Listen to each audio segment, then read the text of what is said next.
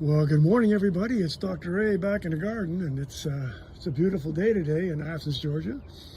You can see the magnolia in spectacular bloom in the distance.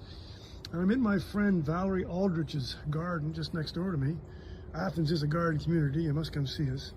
But I just want to show you this. This is really cool. These of course, this is this little plant called arum, and it has really fabulous flowers and fruit, but the foliage is always pretty.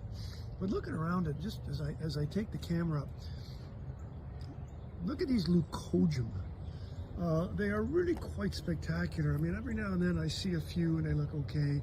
They're called Spring Snowflake, and the flowers are just pretty. They have these little bells that they hang down, and just look at them throughout the garden. Isn't that pretty? I just love this thing. I love spring, of course, don't we all? But these little spring snowflakes, along with some little arums, a magnolia in the background, and oh my God, the forsythia are flowering too. How spectacular is this? Come see me, beautiful Athens, Georgia, and plant some spring snowflakes.